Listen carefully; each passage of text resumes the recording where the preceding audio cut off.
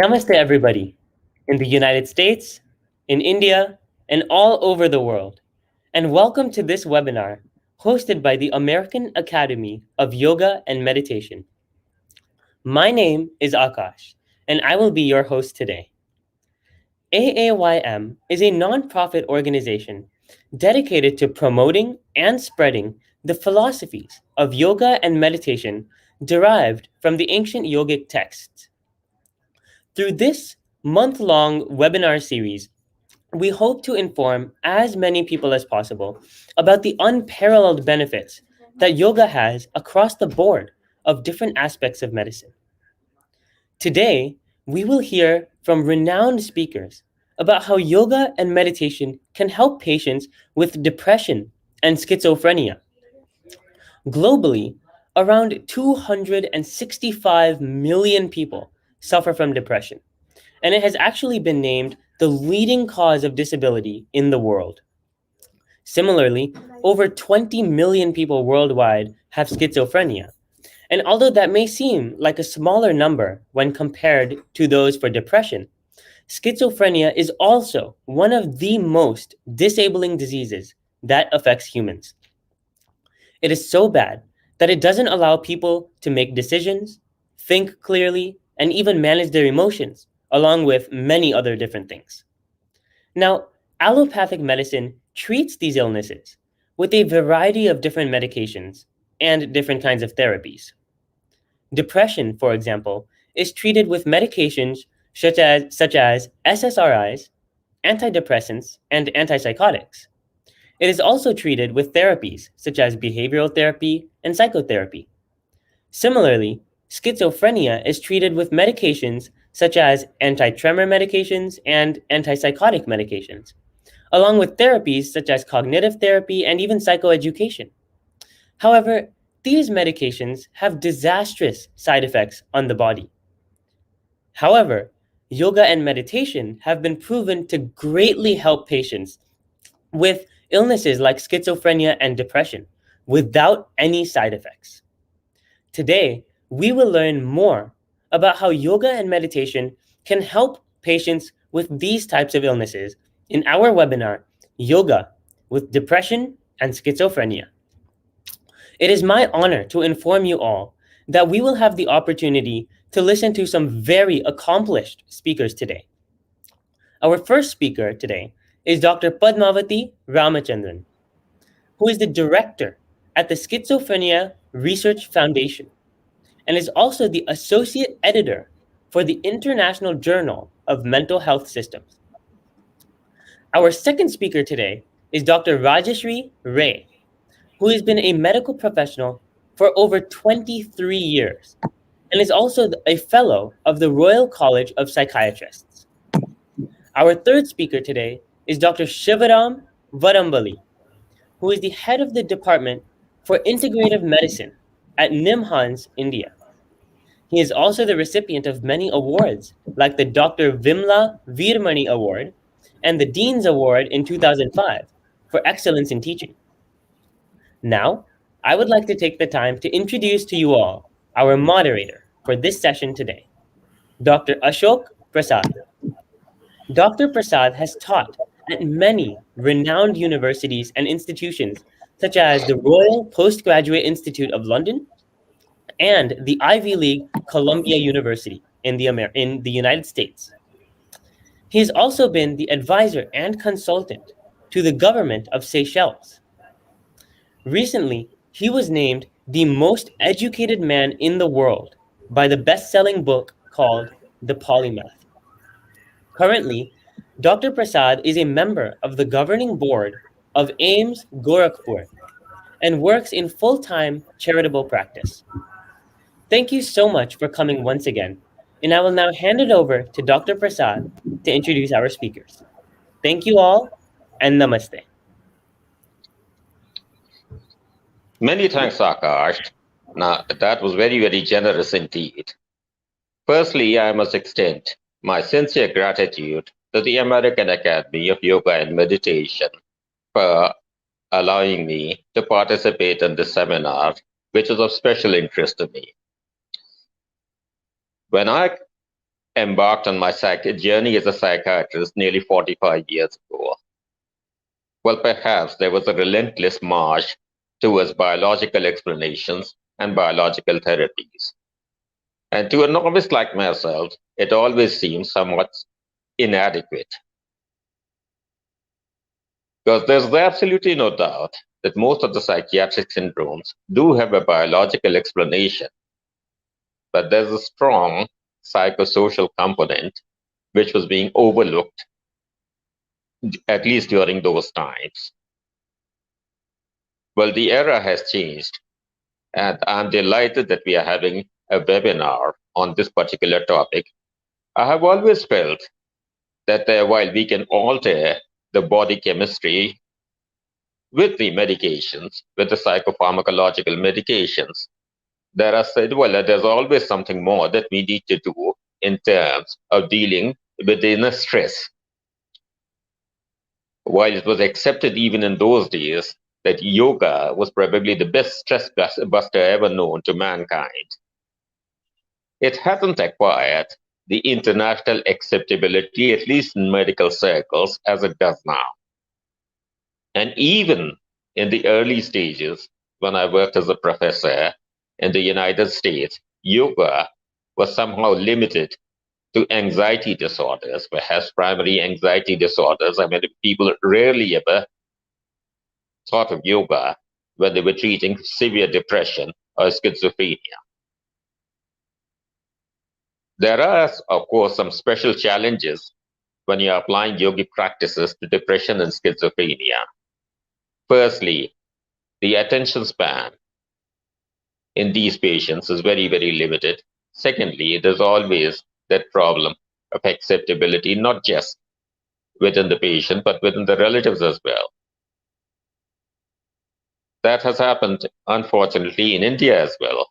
When I recommend the yogic practices, the most well, at the maximum resistance that comes, that is obvious, comes from the patient's relatives. They are usually not very convinced that it's going to bring about the benefit. Well, I'm particularly delighted that we have a very, very high power panel to perhaps explore those myths. Dr. Padmavati is one of the pioneers, being the director of the Schizophrenia Research Foundation. She has been publishing quite a lot in this particular area. She's an expert.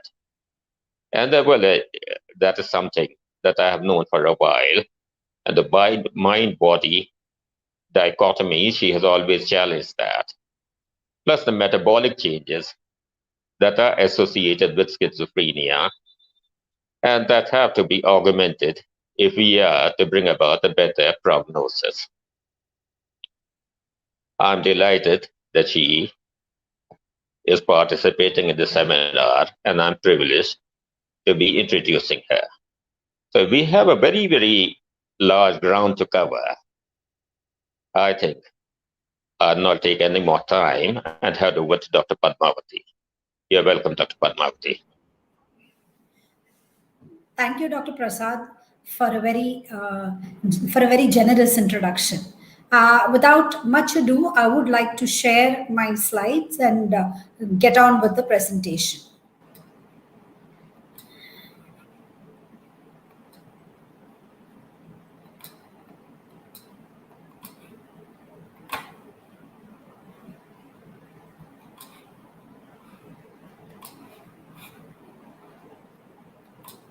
Yeah. At the outset, I would like to thank the American Association of Yoga and Meditation for inviting me to a topic of great interest to me and which I've until recently not really had a very structured approach to use in my clinical practice. Namaste, So Dr. today, Padmavati. yes. I'm so sorry to interrupt you. Right now, we cannot see your slides. So is it possible you can try to share your screen? Sure, I'll do that. Thank I'll you. do that.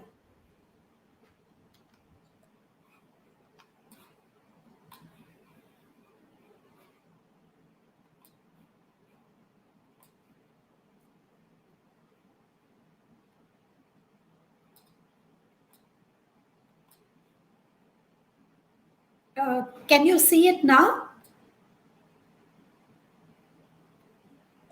Yes, we can. Can you please put it in full screen? It is in full screen. We do not see it in full screen. Okay, I'll just stop sharing and get back. Okay. Will it be possible for you to share my slides then? I know it's a last minute, but I will just go one round and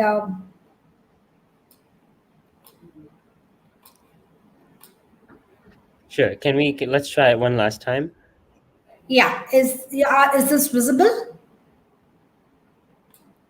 Is it visible now? And Yes, in but full screen? it is not in full screen yet. Because for me, it's visible as full screen. Okay, let's see what we can do here. Until we get further, I think you can continue because we can still see your slides.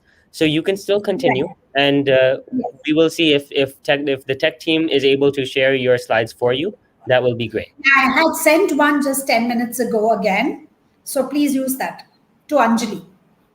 Okay. Yeah. So without much ado, let me just go on because I'm quite cognizant about the time.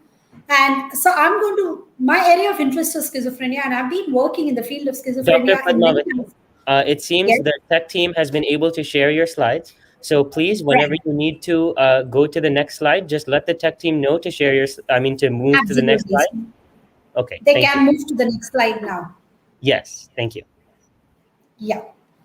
So just to continue my conversation, we all know that as Dr. Ashok has very clearly talked about, we know that schizophrenia, amongst all the psychotic disorders, is one of the leading causes of disability worldwide. And being a biological illness, antipsychotic medications do play a role. They are known to be efficacious in the treatment of positive symptoms, and they do have a modest effect on negative symptoms, although fraught with some side effects. The therapeutic effect of yoga as an add on treatment for schizophrenia in comparison with physical exercise has been reported in very many studies and have shown improvement in clinical symptoms, cognitive deficits, resilience, as well as in the yoga group has shown all these changes.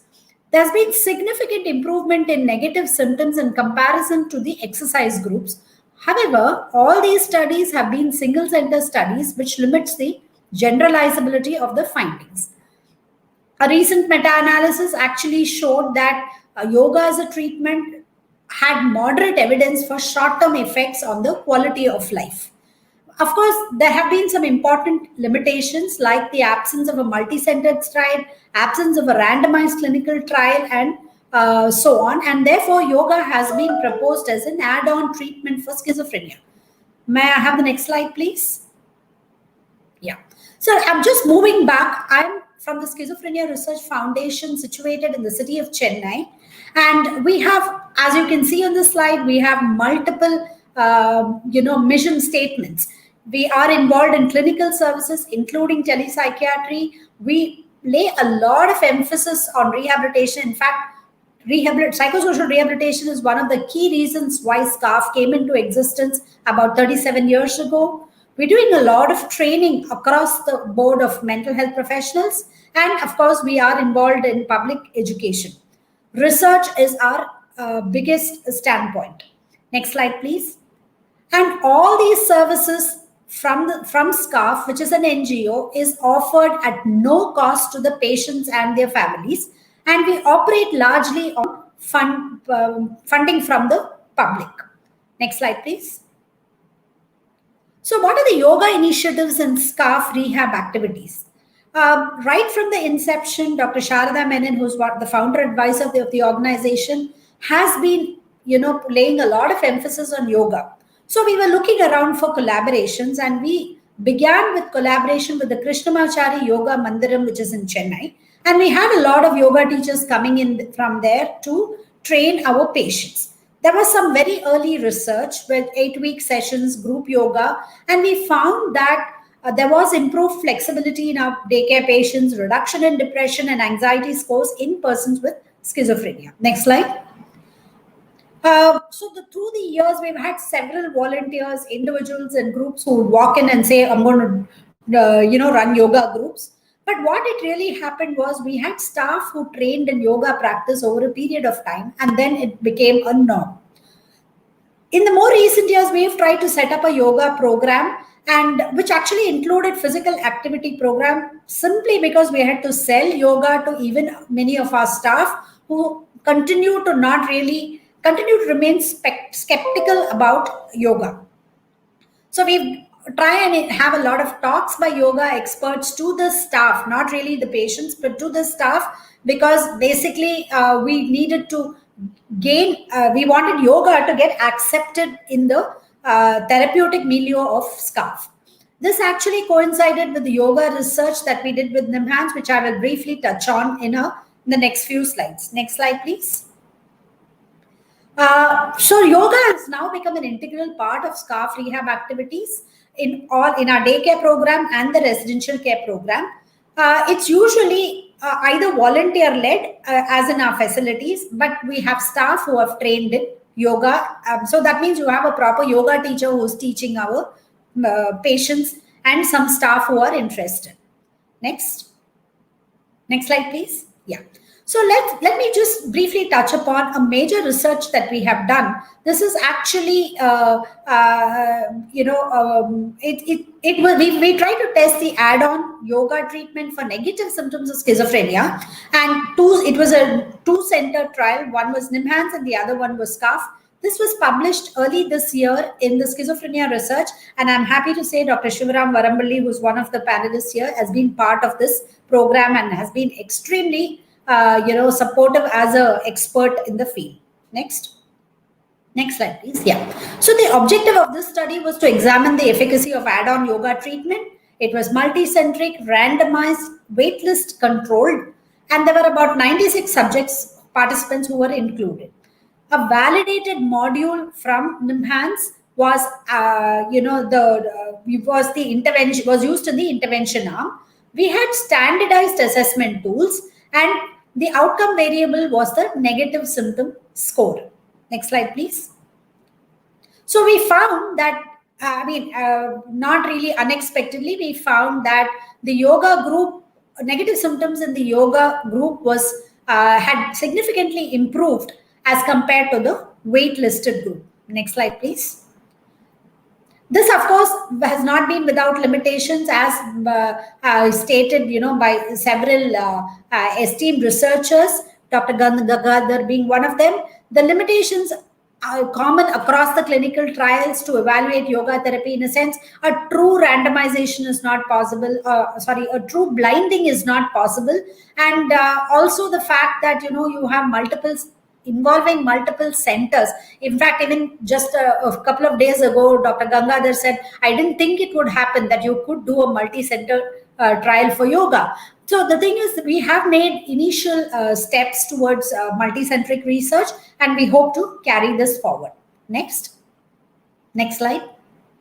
Yeah. So to conclude, yoga in schizophrenia is still at a very evolving stage and a long way to go. So yoga practice does need generalized implementation, and of course, there is a lot of work that needs to be done on the neurobiological aspects of the effect of yoga, the implementation of yoga, and also to test out whether individually tailored yoga is better than modular practice. And of course, for an NGO like SCARF, the biggest question for us is who's going to fund our research. So with this, I would leave you to, think about it, and I'm happy to take any questions. Next slide, please. Thank you.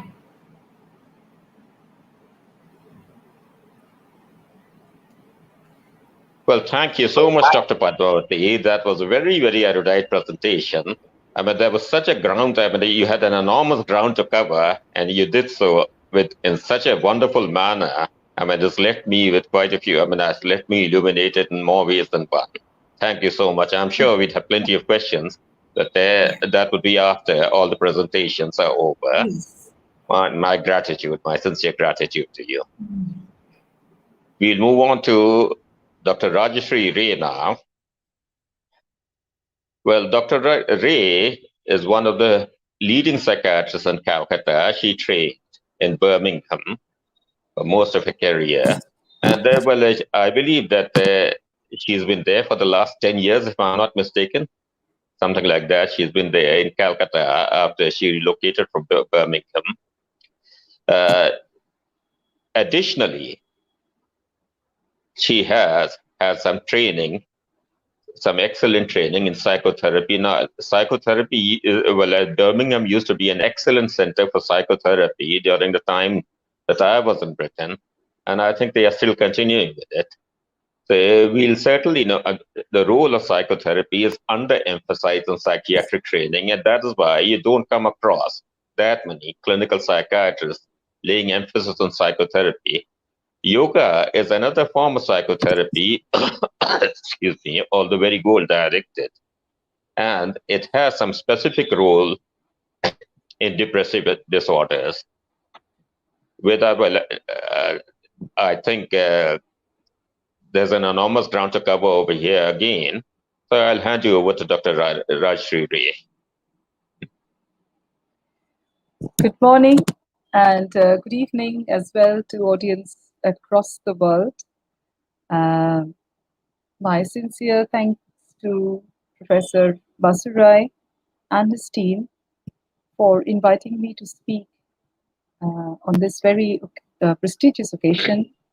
And of course, sincere thanks to Dr. Prasad for his generous introduction and highlighting the need and the absolute necessity of incorporating psychotherapy in our training.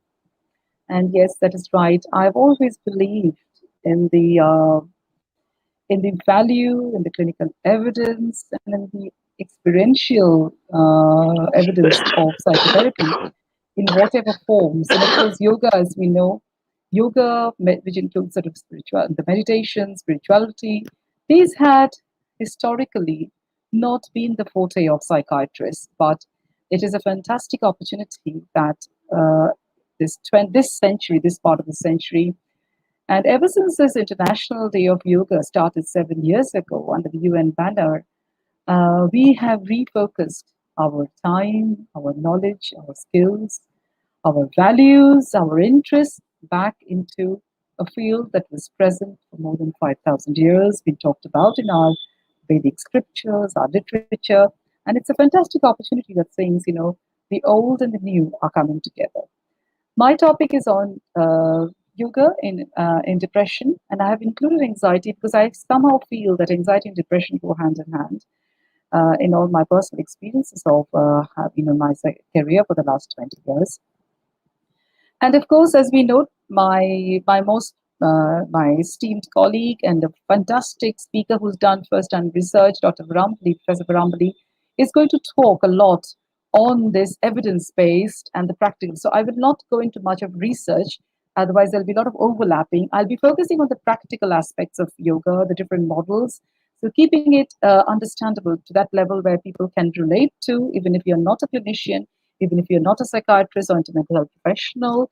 So you can relate to the talk, and Dr. Varambally will give us a much more scientific evidence and the research evidences from his first-hand working at NIMHANS. So may I have the next slide, please? How I've structured this presentation is just talking about what is anxiety, what is depression, and what is the role in the individual formats. What are the types are very important in the different models. We know anxiety where there's increased arousal with generalized feelings of fear or apprehension, which can be because of any danger coming. That could be an intrinsic focus or an external locus. But the predominant causeless, it is a causeless fear, and this uncertainty is free-floating, as a result of which we struggle. What do we struggle with? We struggle by not being able to focus. And because there's an unfocused fear. And of course, the person, as a result of which, feels very anxious. And there's a particular autonomic response to this particular noxious stimulus. Next slide, please. What are the common sources of anxiety? It could be you're having a relationship problem, or you're just getting old, or you've got exams coming up, you've got a health issue. or there could be a domestic problem at home. We could be running into financial difficulties. We are worried about our children, our own jobs, and legal problems, pregnancy, promotion. The reason, the list here is innumerable. And especially, this is so important at this time when this world is going through a pandemic, the lockdowns, the economic situations, the whole, as we call it, the new world, the new roles, the new definitions. Screen times have increased. So each and every moment of our precious lives can be affected by very common sources of anxiety. Next slide, please. Now, we don't want to go too much into this, but of course, anxiety comes with panic disorder, where of course there are false alarms, then we start conditioned learnings, leading on to learned alarms and anxious apprehension, and of course, then there's a set of automatics and or cognitive symptoms of anxiety which comes along. There's always an element of stress which leads to these anxiety symptoms. As a result of which, thank you for the next slide, as a result of which the physical signs like palpitation, shaking, tensions, insomnia, perspirations, nausea, numbness, tingling, frequent micturition, a feeling, all these are very common symptoms of anxiety that comes along. Next slide, please. Next, we come to this depression. So what are the common causes of depression? As we know, it could be relationships once again. The reason is, see, and why I feel anxiety and depression come together. Because most of these causes, most of the reasons are very common to both of them. And people present with an element of anxiety and depression. Maybe some have the predominantly maybe anxious or predominantly maybe depressed, but they go hand in hand. So once again, the list is very much similar with bereavement, failure at work, illness, divorce, or old age. Next slide, please. And the mechanisms, once again, usually comes from the concept of learned helplessness or heightened or excessive self-awareness. And we have the Beck's cognitive theory, where psychotherapeutic models with CBT or psychodynamic psychotherapy or the different IPTs, DBTs, they all come into focus. But once again, the important factor is to learn about stress. The reason I go back to stress and stress is yoga, when Dr. Varambally talks about, will help us to understand the different mechanisms, whether they're the cortisol levels, whether they're the BDNF levels, whether the neuroplastic changes, whether we have the cortisol silent periods. All these become important and related to each other through stress, anxiety, and depression. Next slide, please.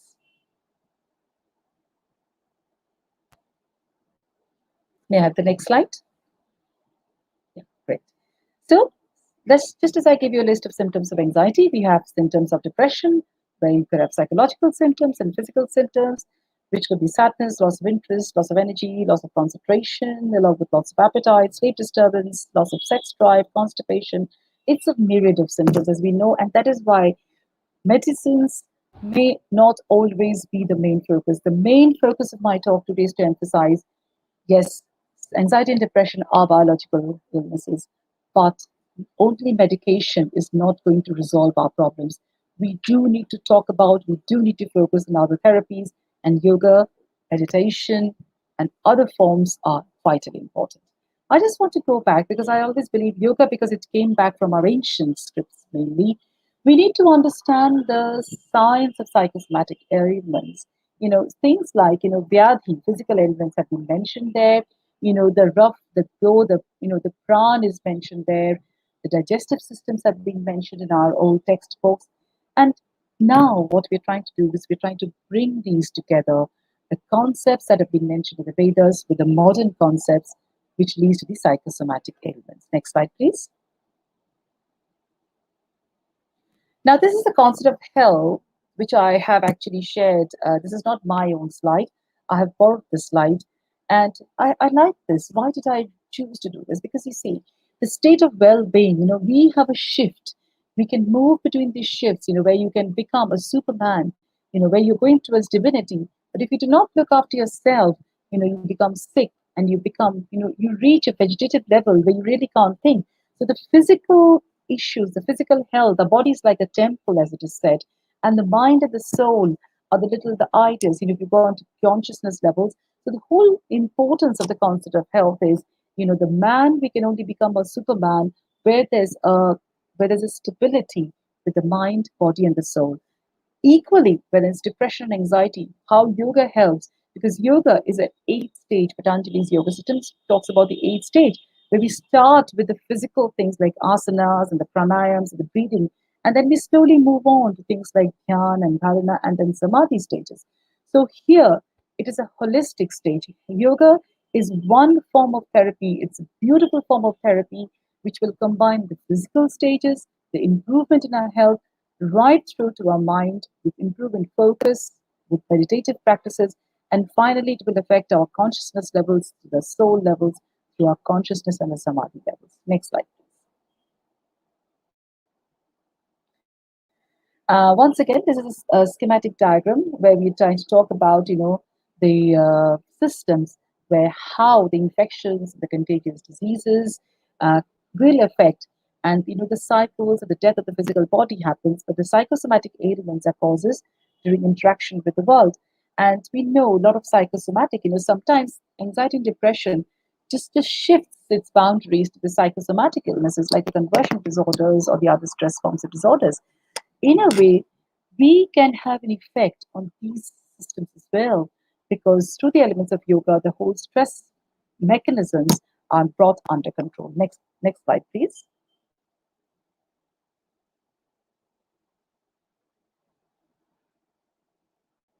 Next slide, please. Okay. See here, if we compare the modern day CBTs, the behavioral therapies, and the textbooks, the scriptures, we talk about guilt and how we fight from it, the anger mechanism. See here, there as well, the anger or the growth was talked about, leading to disturbed awareness, okay, and then loss of memories, and then mental illness, and then destruction, pranayoti. So here as well, we talk about the same. So I just wanted to give an example that, though we had lost these Vedics, in between for years, we were not talking about these, but everything was there in front of us. And this is the beauty of bringing back the old, because now we can see. And Dr. Varambally always, when he talks about, I've heard his beautiful speeches before, he will once again emphasize this whole thing about, how the previous scriptures have talked about the memories, how the Gita talks about these anger roles as well, and how yoga is important to facilitate this. Next slide, please. Next slide, please. I've already talked about the sympathetic and the parasympathetic disturbance that happens in anxiety disorders. And of course, we have the different biogenic amines, the dopamine, the epinephrine, the serotonin, the norepinephrine, which have the balance. There is a disturbance in the balance in the mood disorders as well. Next slide, please. Okay. Now, yoga, the mind, as we know, is called the mana or the chitta. The whole purpose is the mind, there's a flood of thoughts in it. What happens is we have to bring and slow down these thoughts through the help of yoga. So we have one thought and it becomes a 1 unit of mind. Next slide, please. So, as you said, is to gain, what is the aim? Why are we focusing so much of yoga in depression and anxiety? Because as we said, in depression, in anxiety, it is a process, the speed of thoughts are happening, so the conglomeration of thoughts, the whole idea is to gain mastery over our thoughts, and this is by from Patanjali as well. Next slide, please. Okay. So here, the purpose is to improve your concentration from chanchalata to ekagrata. So the concentration becomes a channelized energies, and the whole purpose of this education is to develop your concentration. And concentration is mandatory for success. So whether you're depressed, anxious, if you can't take your exams, or you can't focus on your problems, or you have a job, you're going through a severe financial loss. If you become very chanchal, if you become very restless, how on earth are you going to focus on any new plans? So the first thing is to calm down your mind, whether you're depressed or anxious, and then you can start focusing and rebuilding your lives. And these gives rise to things like resilience factors, coping factors. That is from where, through yoga, we can improve the resilience of the coping factors as well. Next slide, please. I'll try to go through these slides very quickly. Of course, we know that dhyan is important. The meditation techniques is part of yoga, whether you're doing anxiety and depression. Jap, the easy tool, because you start chanting, there are different types of jap. You repeat things. In fact, I think, meditation doesn't just have to be through words and music. It can be through art. It can be through dance. A lot of, art like mandala workings, painting mandalas, painting things have had beautiful advantage of a source of meditation. So the whole idea is to bring all these creative work together into models that will help people in depression or anxiety. And the idea as clinicians is to know what suits what. I may actually ask someone to draw. I may actually ask someone to repeat the chanting process. I may ask someone to do a music piece. The whole purpose is to modulate your speed of your thoughts, slow it down if you need to, sometimes enjoy a period of silence, and this blissful silence helps you to regulate your thought process. Next slide, please. Of course, we call this Antaranga Yoga, where the Dharana, Dhyan, Samadhi, the last three steps of the Patanjali's Ashta Yoga processes. The Dharana is the focus, the Dhyan, and then the Samadhi, where you go in between. That is the ultimate bliss, as we know. Next slide, please. Samadhi is the beginning, of course, not the end. If you believe in the concept of your consciousness, and the soul never dies. So that is the next process we move on to. Next slide, please. And of course, the physical world with quantum physics is proving, that is at CERN, a lot of work is going on to study the quantum physics and this role of consciousness. So this is the most exciting period in our history because, mental health, neurosciences is going to see remarkable evidences to prove all these things. I don't want to spend any more time on Samadhi. We've already touched on this. Next slide, please. Of course, I think there are some final few, just a few minutes to show why and what type of yoga has been suggested for these modules. If you have anxiety, we suggest, forward bending asanas, and I'm going to show you some pictures of the forward bending asanas, along with Kapalbhati, Anulom Vilom, and Om chanting, sequence for twice a day. And of course, for depression, we have to prefer, I'm not saying this is the only way, of course, get in touch with a yoga specialist or someone who's an expert in this. These are just guidance. So the backward bending asanas, along with Kapalbhati and the Ujjayi Pranayam and the Om chanting is very important. Next slide, please. I'm going to just run through these slides, of course. Why is it important for anxiety? The forward bending, because they are passive, as gravitational force is used to stretch the muscle groups. They help in relaxation. They help the mind get introverted. The rigidity or the hypertonicity lowers down. The back muscles become supple and strong. It also compresses and massages the abdominal organs like liver, kidneys, pancreas, and intestines, and it stretches the leg muscles and the tendons. Next slide, please.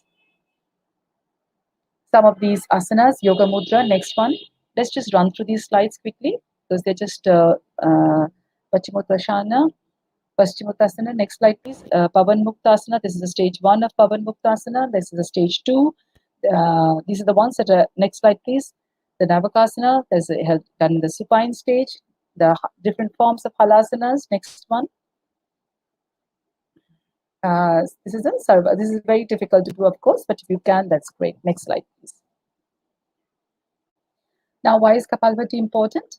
It helps to eliminate the carbon dioxide in the system at a very large scale. It also helps in the absorption of oxygen in an abnormally large ways. And of course, extraordinarily, the heavy exchange is brought about by the Kapalbhati. Next one, please. Of course, the mechanisms, as we know, I just wanted to show you pictorially. Next slide. And then is the Kriya Kapalbhati, or the same thing, like the free flow of the air or the prana as we call. And this will cause a tranquilizing effect on the mind, and there's a mild quietening effect on the brain because of the increased oxygenation.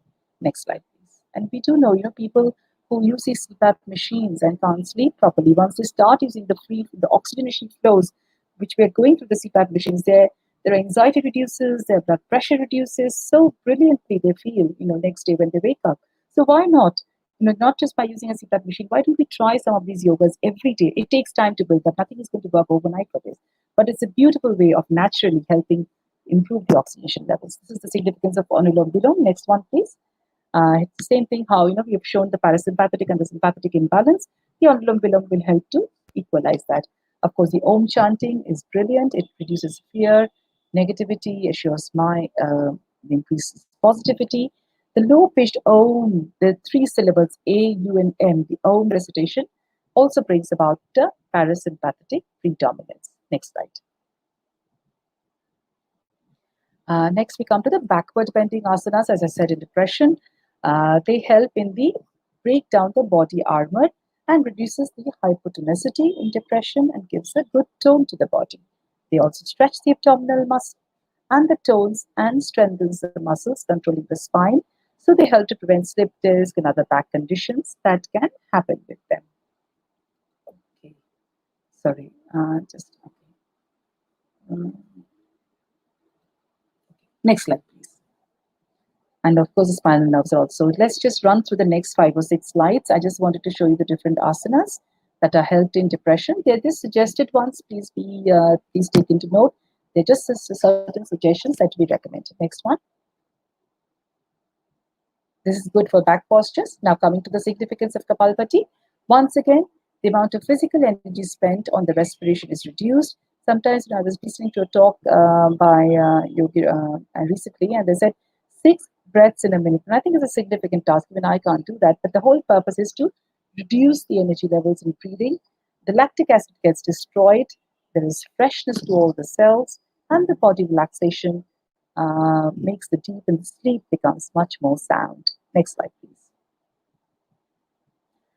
This is the Ujjayi in depression. The whole purpose is to regular practice of this type of pranayama will slowly increase the oxygen content of the blood, helping to calm the mind.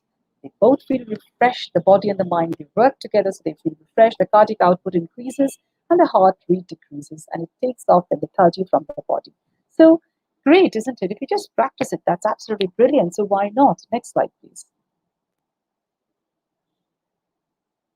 Okay, and the Om chanting, and there's a recitation brings about here the mild excitation of the motor cortex and mild sympathetic tone.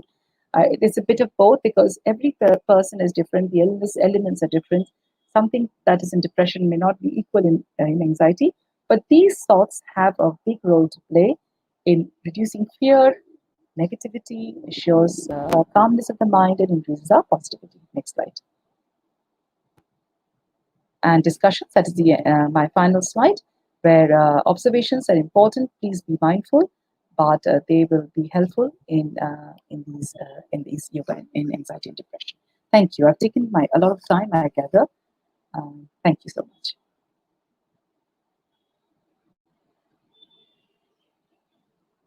That was an excellent presentation. That certainly was very, very illuminating indeed. And there's something, well, the fantastic thing was that the way you systematized how yoga could be relevant in my days.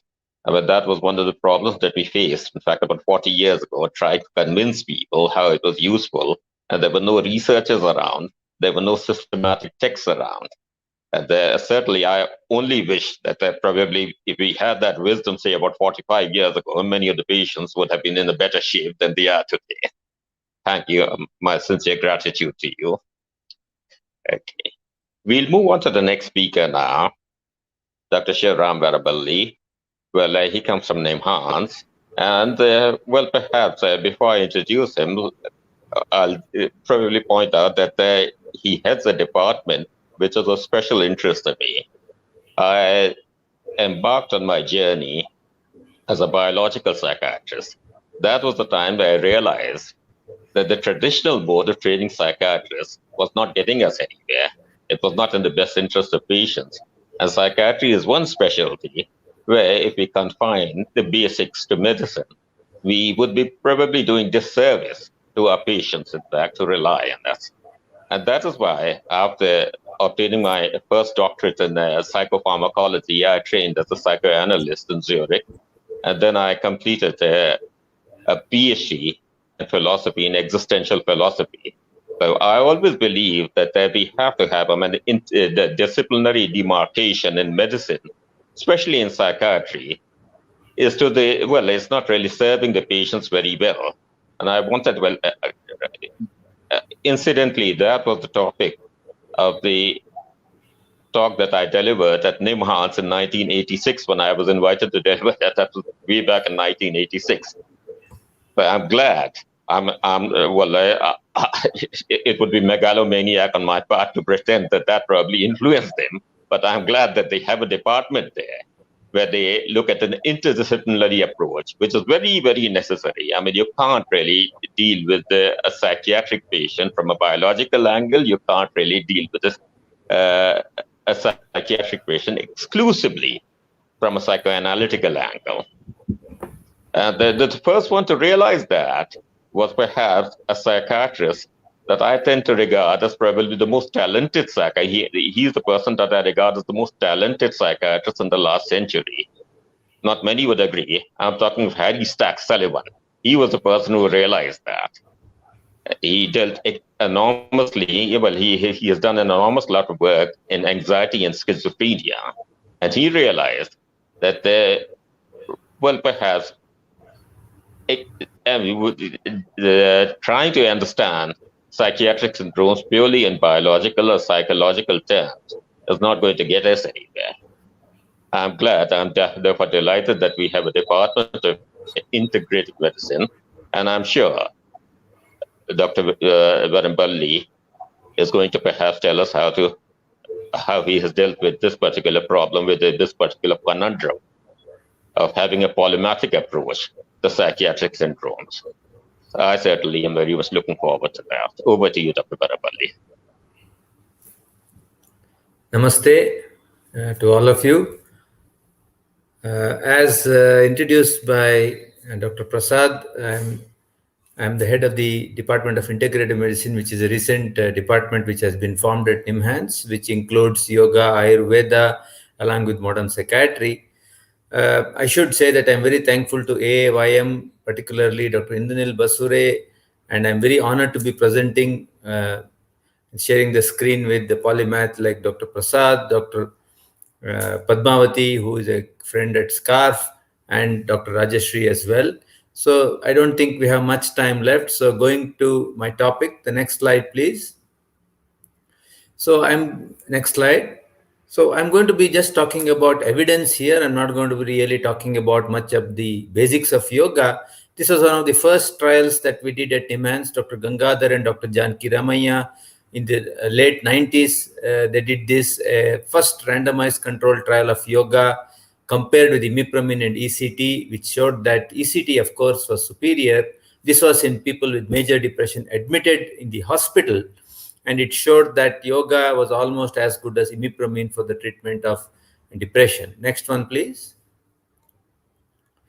This is a more recent one we have done. This is a non-randomized pragmatic trial in which patients are allowed to choose either only medication with yoga, or only yoga. And as you can see, although the number of patients are not very big, the patients only on yoga, as well as those who took medicines and yoga, improved a little bit more than people only on medication. Next one. This is a meta-analysis by Holger Kramer, published in 2013, which basically looks at all the studies before 2013 on yoga for depression. And as you can see, the cumulative evidence suggests that yoga actually is a very good treatment for depression. The problem is the short-term nature of most of the studies. As Dr. Padmavati was pointing out, funding for long-term yoga research is very hard to come by, and therefore most of the studies are fairly short-term. The maximum, I think, is around 6 months, nothing more than that, which leads the meta-analysis to ultimately say that there is only evidence for short-term efficacy of yoga. This is a tragedy, but that is how the evidence is. Next one, please. Of interest, there are two recent randomized controlled trials of yoga alone as a treatment for depression, without medication, without any other therapy, and both of them, I think, come from the United States. One is by Dr. Nair, and the other is Sudha Pratikanti, who is in the University of California in San Francisco. And the first one looked at yoga for people who had suicidality, Iyengar yoga, and the second one was yoga it was a RCT of yoga alone as a treatment for major depression, and both did show positive results, have been published in very good journals. Next one, please.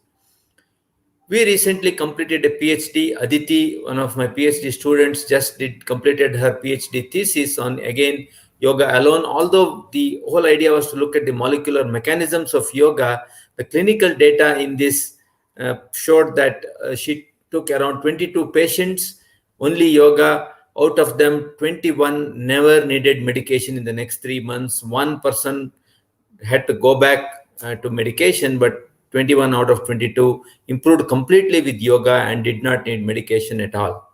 I would be talking about the molecular parts of her thesis a little later. Go ahead, next slide, please. Now let me come to the other big bugbear that we face in psychiatry, which is schizophrenia. Next one, please. So this is the first study in NIMHANS. As Dr. Prasad said, till around the turn of the millennium, nobody seriously thought of yoga for a disease like schizophrenia. It was assumed that it was impossible for these patients to do any yoga or benefit from it. The Swami Vivekananda Yoga Anusandhan Samsthana, which is a deemed university of yoga in Bangalore, S. Vyasa, was the first one to start working on patients with schizophrenia, and we collaborated with them and developed a module. And this study, published in 2007 as a MD thesis at NIMHANS, showed that yoga was very beneficial, particularly for negative symptoms, as well as social and occupational functioning and quality of life. Next one, please. We followed this up with another study, a funded study to Dr. Gangadhar and myself from the Ayush. And again, we showed that at the end of 4 months of yoga, people were much better in terms of reduced negative symptoms and actual day-to-day life functioning. Next one, please. These two studies have been quoted by the NICE guidelines in 2014, which added yoga as a complementary intervention for schizophrenia for the first time in the 2014 March edition. Next one, please. We also found that in the same study, the funded study to Dr. Gangadhar and myself, we found that yoga actually improved social cognition significantly in these patients, which we know is a major problem in patients with schizophrenia. Next one, please. So this is a recent study which Dr. Padmavati talked about, a collaborative study between SCARF and NIMHANS, where we did find again that negative symptoms got better. Next one. As well as social cognition. So we have now 4 studies from 2007 to 2020, which show that yoga is a very good treatment for negative symptoms. That's what we really need. It's not that positive symptoms don't improve. It's basically that the studies do not include very disturbed patients for obvious reasons. And therefore, we don't really look at positive symptoms so much. These patients are those whose positive symptoms are generally better already with medication. And this is really where there is a symbiosis between modern medical treatment, pharmacology, and yoga, because we have excellent drugs to treat the positive symptoms, whereas we don't really have much in the way of treating negative symptoms. So if you combine medication and yoga, it's the best possible combination. It's the best of both worlds. Next one, please. And this is just upcoming data from my ongoing Welcome DBT India Alliance study. It's not published yet, so it's hot off the press in that sense. What we see here is the effects of yoga are evident at 1 month and possibly persist for 6 months. Although the number of patients at the 6 months still is very small, we are seeing that at the end of 6 months, these patients who are doing yoga continue to improve, whereas the control group really does not reach much of an improvement. Again, I'm talking about negative symptoms here. Next one, please. So coming to the end of my evidence part, if you look at this, is a meta-analysis by Cabral et al. In 2011. It reviewed all the studies till then. It doesn't include most of the recent one, but even at that point of time, the pooled effect size in favor of yoga was a humongous -3, which is huge effect size. Shows that yoga is fantastically effective for most mental disorders if done in a very systematic manner. Next one, please. Now let me come to the second and part of my presentation, how yoga works. The next one. So I'm going to focus on depression and schizophrenia only here. This is one of the, again, early studies by Dr. Janaki Ramaiah and Dr. Gangadhar at NIMHANS, where we showed that the event-related potential P300 on the EEG actually improved after Sudarshan Kriya Yoga in patients with major depression. Next one. Recently, in our second study, a major study on depression, we showed that actually in these patients who did yoga, cortisol significantly reduced. As we all know, cortisol is the stress hormone, and this is something very critical because with medication, the symptoms of depression may improve, but the cortisol not so much. Next one. And there was a very nice correlation between reduction in depression and the reduction in cortisol. Very nice correlation between these two things. Next one. And very interestingly, patients with depression are known to have decrease in a neurotransmitter called as the brain-derived neurotropic factor, BDNF, which is a marker of a neuroplastic process in the human brain. And people with depression have very low levels of this, and after yoga, they tend to come towards the normal level of BDNF. Next one.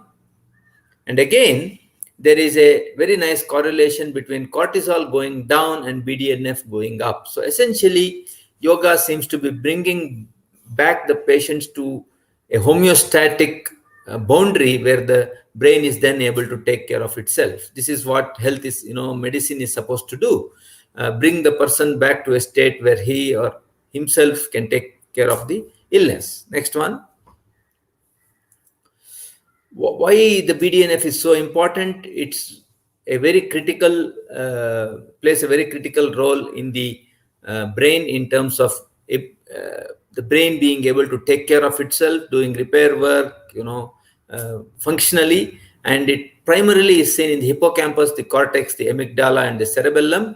And there is a pro-molecule called as pro-BDNF, which has to be converted to mature BDNF in the cell as well as outside the cell. Next one, please. And what we have seen is that in conditions like depression, this conversion of the pro-BDNF to the mature BDNF is somewhat hampered. And please keep in mind that pro-BDNF is pro-apoptotic in the sense that it is bad for the cell if there is a higher pro-BDNF and less mature BDNF. Next one, please. And what we saw in this study by Aditi is that with yoga, the ratio changes and there is better conversion of the pro-BDNF to mature BDNF. So this normal process is returned by yoga to the body. Next one. We also know that from Chris Streeter studies that yoga, even one session of yoga increases brain GABA, gamma-aminobutyric acid, which is the major inhibitory transmitter in the brain. It is responsible for suppressing things that we do not want in our consciousness. Next one, please. In our own way, we have tried to, next slide, please. In our own way, we have tried to look at this not through MRS, which is a very difficult thing to do. Streeter has used magnetic resonance spectroscopy, which is a very complicated MRI technique. We used transcranial magnetic stimulation and something called as the cortical silent period, which is an indicator of ability to inhibit things that we don't want in our brain. Next one, please. And as you can see in the next slide, what happened in patients with depression. Next slide, please. Thank you. So in patients with depression, this ability to inhibit impulses was low, did not improve much with walking as an exercise. And after yoga, within 5 sessions of yoga, it improved significantly and was on the path to becoming normal. Maybe if we had followed them up after a month, we would have got almost normal levels. Next one, please. Another thing which Dr. Padmavati talked about, Om chanting. Also, I think Dr. Rajeshri mentioned this in depression. This is a very simple study which shows that even a short time of chanting Om is able to deactivate the limbic area, possibly through vagus nerve stimulation. So we call Om chanting or Brahmari as a autogenous vagus nerve stimulation. As you all know, vagus nerve stimulation is a treatment for resistant depression. Next one. So coming to schizophrenia, what we have seen is that yoga is able to improve social cognition in the form of emotion recognition and also increase the level of the bonding hormone oxytocin. Next one. The recent evidence from my ongoing study also indicates that how this oxytocin gets increased. There is actual increase in gene expression of oxytocin after yoga. So we are linking the genetic mechanism, how this change occurs. Next one. Also, if you look at what is called as the default network mode in the MRI, the DMN connectivity is reduced in chronic schizophrenia, and therefore there is increased mind wandering and decreased self-monitoring. Next one. What happens when you do yoga? There is increased network coherence and improved connectivity, which improves the self-monitoring and decreases the mind wandering. This is before and after yoga. Next one. So to put all my what I have said together, I am putting the next two slides. This one, looking at the mechanism of action of yoga and depression, if you look at what happens, you have changes like there is a reduction in cortisol, there is an increase in BDNF, there is improved cognitive event-related potential, there is improved cortical modulation, basically modulated through GABA, and all this together produce the improvement in physical symptoms, mental symptoms, cognition, and also reduce stress, and most importantly, reduces the risk for relapse. This is what medicine cannot do. I'm not saying that you should not give medication, but if you combine yoga, the chance of relapse become less. This is the possible mechanism of action in depression. Next one, please. On the other hand, when we look at schizophrenia, the mechanisms are a little different. The important things are release of oxytocin, which improves social cognition and improves social contact. This is very critical for schizophrenia. The other thing is activate systems in the brain like mirror neuron system, which is able to imitate others and empathize better with others. And these two together, along with the changes in the blood flow in the brain, seem to bring about enhancement of symptoms. Next one, please. So the key learning points or the takeaway from my presentation, I hope, will be that yoga-based interventions have shown efficacy as an adjuvant treatment in MDD, and there is early evidence as a sole treatment for mild to moderate depression, and again as an adjuvant treatment in schizophrenia. The mechanisms in depression seem to be primary modulation of the HPA axis, the autonomic nervous system, and brain-derived neurotropic factor, whereas in schizophrenia, it seems more related to modulation of the oxytocin, mirror neurons, and brain networks. But there is a tremendous potential for further research in this area, which I hope all of us will do this in the future. Next one, please. I would like to end by acknowledging the people who have helped us to do this study, the collaborators starting from the Art of Living, the SVASA, the Moraji Desai National Institute of Yoga, New Delhi, Ministry of Ayush, and of course, our NIMHANS team led by Professor Gangadhar and my colleagues at NIMHANS. Thank you. The next slide, please. Thank you very much. Namaste. Indeed, Dr. Varambally, that was a very, very informative session indeed, in fact. I go back to the time when I embarked on my psychiatric journey. Well, I trained at the Bob Kendall in Edinburgh.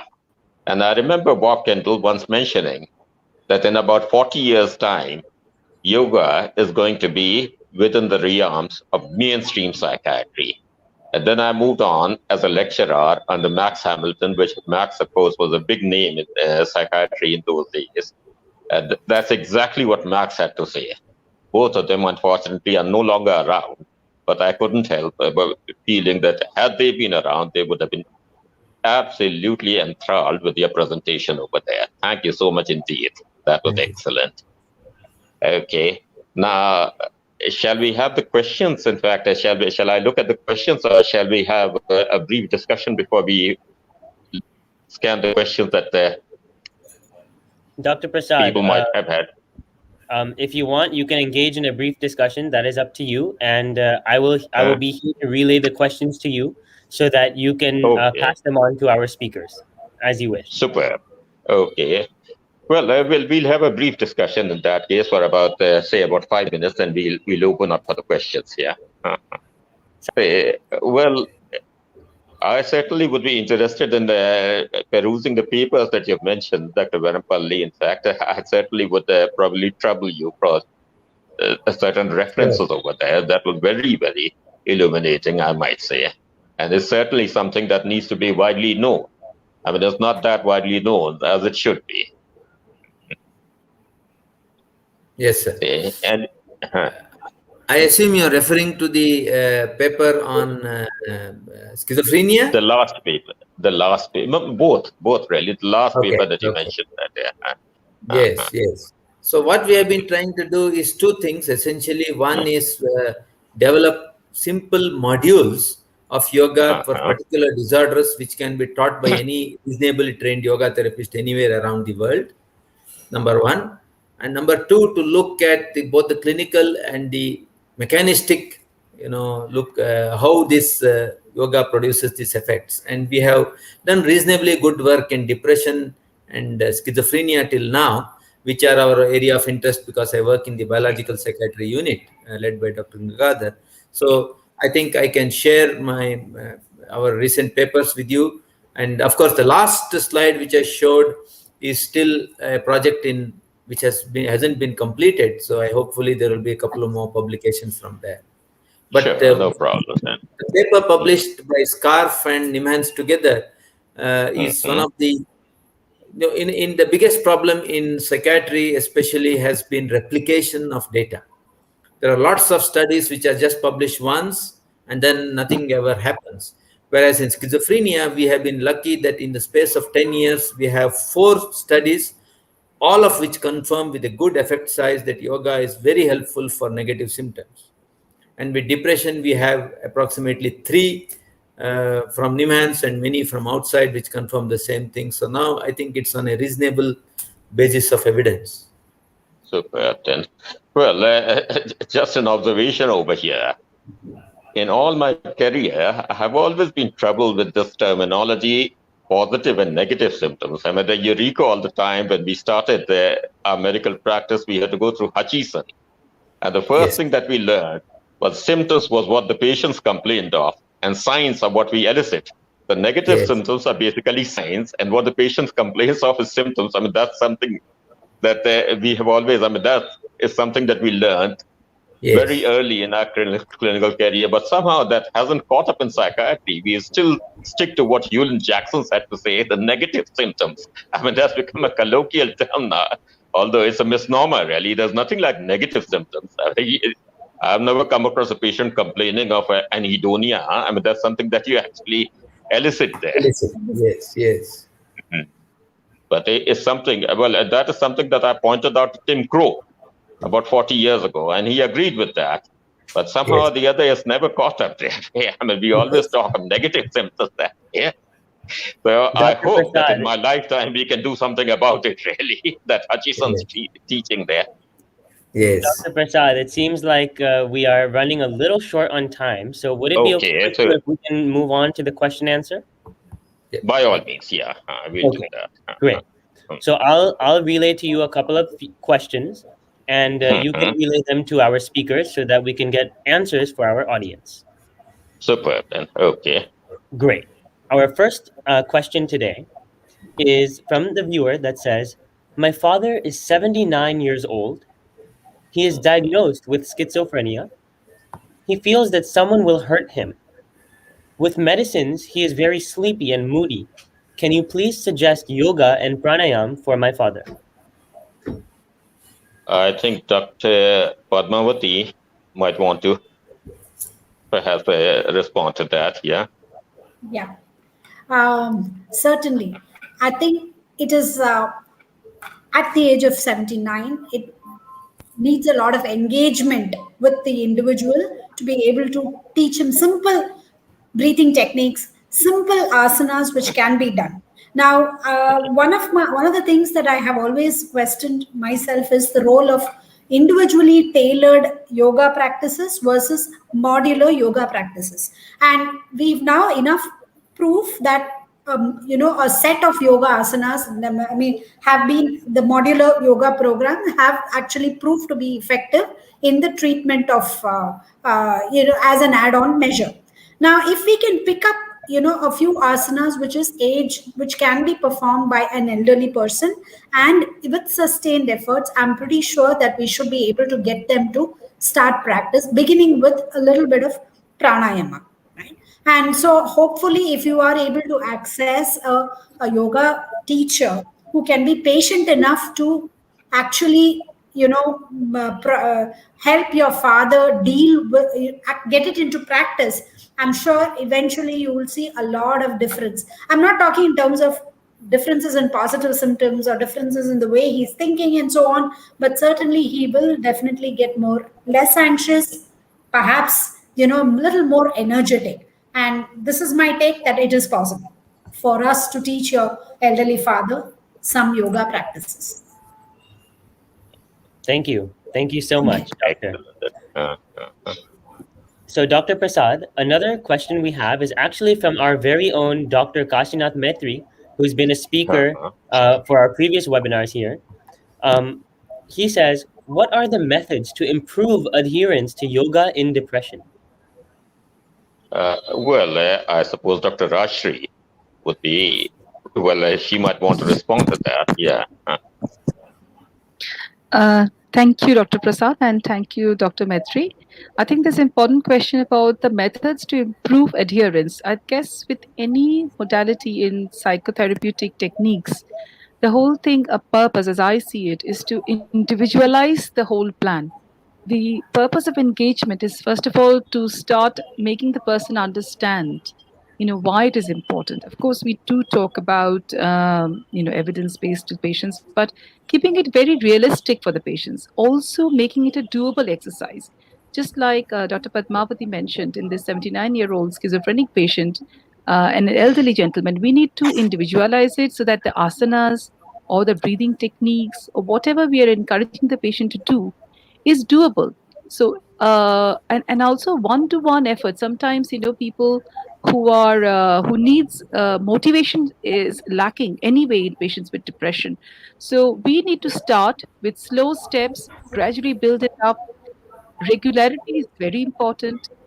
This should not become something you have to XYZ, not like a tick box to them, because this should help them to relax and not increase the stress. Once the patient finds that the stress is, he's getting some benefits from it, then only this way to motivation will slowly start and he will start engaging. So go slow, regularity is important, individualize and tailorize the whole program, and keep on motivating the patient. So these are the ways I see of making sure, because yoga, the benefits will not come overnight. They will take a good few. I mean, of course, some people, get benefits starts being seen within 1 month, but a prolonged practice makes it a lifelong ingrained skill in a patient. That is what we try to achieve, so that this becomes just like brushing your teeth every day. You get up in the morning and do it, so that the sustained benefits are there.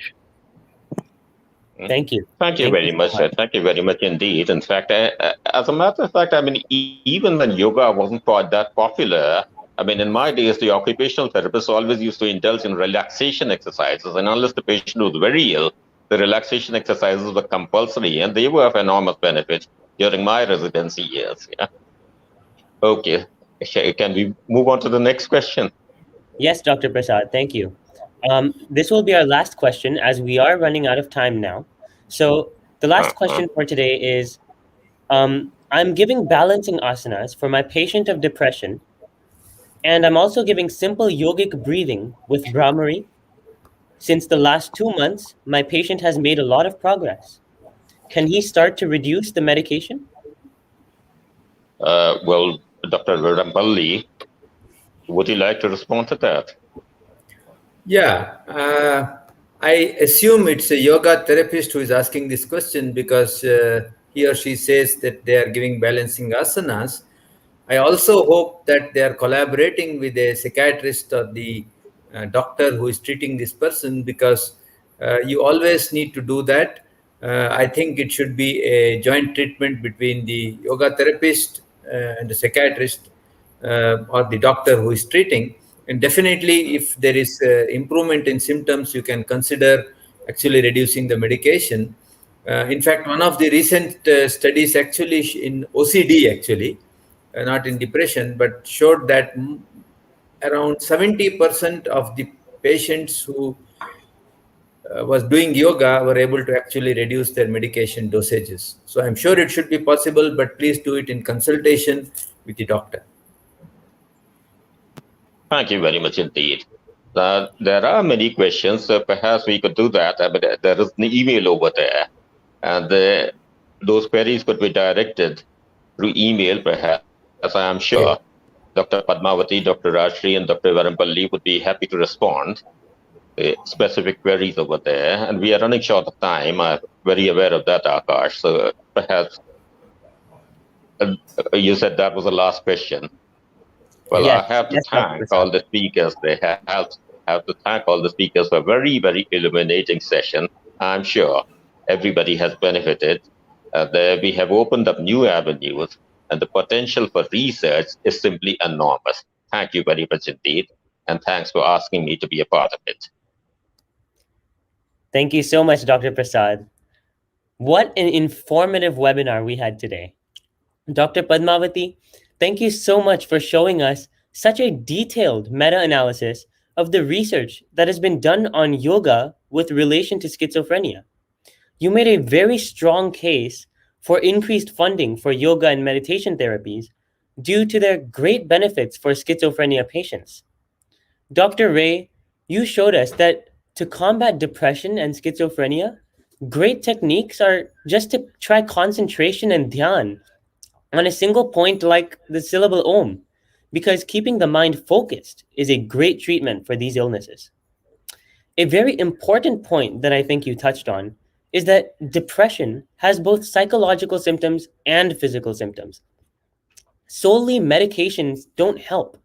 And I think this is a very significant thing for modern allopathic medicine to understand. It's a very great way for yoga to, and meditation, of course, to help in this way. Dr. Varambally, thank you so much for showing us research that yoga has actually shown great results in patients with anxiety and depression by itself as a primary treatment. That's just wonderful. You also touched on a very important point, I think. You said that yoga can do something that medications cannot. You said yoga decreases cortisol levels in patients of anxiety and depression, which is something that allopathic medication cannot do. And I think that this is a great evidence that really shows the unique benefits that yoga and meditation have to provide our patients. Dr. Prasad, your moderation today was wonderful. The way you tied the topics of all of our speakers and even gave your own personal input was amazing. You allowed this webinar to flow extremely well for all of our speakers. Now, I would like to thank all of our guests, Dr. Padmavati, Dr. Ray, Dr. Varambally, and Dr. Prasad, for enlightening us with your immense knowledge. I would also like to thank our tech team, Sagarji and Rupaji, without whom this webinar would have not been possible. Our next event is a session on the excellence at work with meditation, where we will all learn how the practice of meditation can help in our daily lives. This will take place on June 26th at 7 a.m. Central Standard Time and June 26th at 5:30 p.m. Indian Standard Time. All of our viewers, please visit our AAYM website for more details. I would now like to thank all of our viewers for coming to this webinar. Thank you so much for attending this webinar. Good morning, good afternoon, and good night to all of our viewers all around the world. See you all very, very soon. Namaste.